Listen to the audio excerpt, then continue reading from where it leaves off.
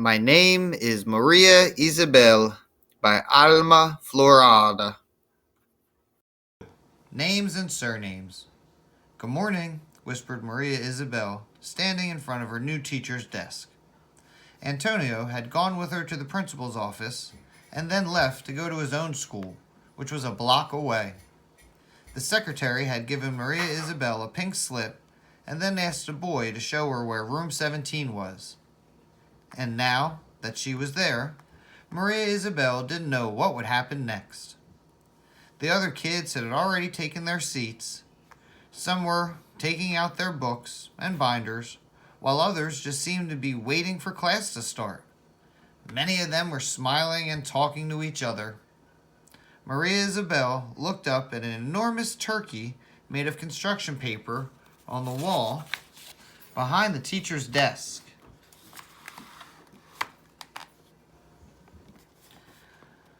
She started to read the names that were on each of the tail feathers. Jonathan, Eric, Michelle, Solomon, Laurie, Freddie, Marta, Ricardo, Maria Sanchez. The teacher had not looked up yet.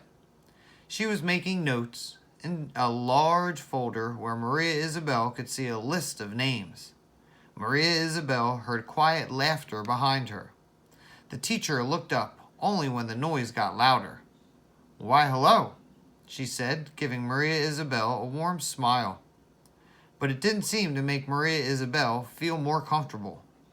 "So you are—" "Maria Isabel Salazar Lopez," she replied.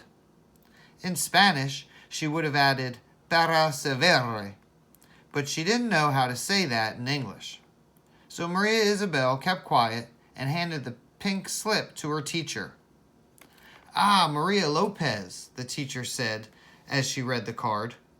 "We already have 2 Marias in this class. Why don't we call you Mary instead? Take a seat over there by Marta Perez, and I'll give you your books later." Maria Isabel quietly headed for her seat. Marta Perez looked up from her book as Maria Isabel came toward her. She had short hair and bangs. Maria Isabel lowered her eyes, and neither girl said a word. A little while later, the teacher came over holding a thick book with a green cover. The book was brand new and had a picture of a dolphin on the front. Maria Isabel wondered what the book was about and if she would be able to read it. She loved the sea and had always dreamed of seeing a real dolphin, so she opened the book eagerly. On the inside cover, the teacher had written the name Mary Lopez. Maria Isabel stared at the words. Her teacher's handwriting was so neat and pretty. It seemed almost impossible to Maria Isabel that anyone could write so beautifully. And she looked at that strange name, Mary Lopez.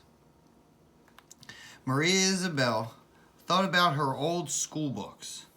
She had always enjoyed looking at the first page of a new book. Her mother's handwriting wasn't as pretty as her teacher's, but as they both sat at the kitchen table, her mother would write Maria Isabella's name in her new book, saying, "Maria is for your grandmother Maria, who you never knew, but would have loved you so. Isabel is for your grandmother Chabela, who loves you so dearly. Salazar is for your father, and of course, for your grandfather, Antonio. Lopez is for me, and for your grandfather, Manuel. You were very small when he died, but you would have loved him. Oh, the stories he would tell." Maria Isabel was proud of being named after her 2 grandmothers. Grandmother Maria was only a name to her, but she had often gazed at the picture that her father kept and cherished. Each time they moved, it was always the last thing to be packed, wrapped up neatly so it wouldn't get damaged. Later, it would always be the first thing to be hung up on the wall of their new apartment. and she liked being named after her grandmother Chabela, her sweet, smiling grandmother who lived in Puerto Rico and always seemed to smell of chamomile, anisette, and cinnamon. Her sweets were so tasty that everyone would come by and try some.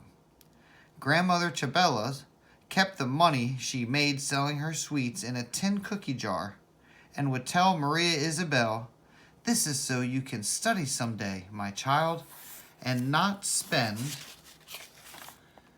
your whole life in a kitchen." She was the same grandmother Chabela who had given her the fabric for the dress she was wearing, now streaked with blood and dirt. "Mary, Mary Lopez, Mary Lopez," her teacher called out, her voice rising higher and higher. Maria Isabella's thoughts vanished like a puff of smoke. But it wasn't her teacher's shrill voice that shook her out of her daydreams, but the silence that had followed in its wake. "I'm talking to you, Mary." The teacher was now right by her desk, looking at Maria Isabel with a mix of surprise and impatience. Maria Isabel slumped down in her seat and looked at the dolphin that leaped across the cover of her book. She didn't know how to tell the teacher that she just didn't recognize herself in that strange new name. And that was Chapter 2, Names and Surnames, from My Name is Maria Isabel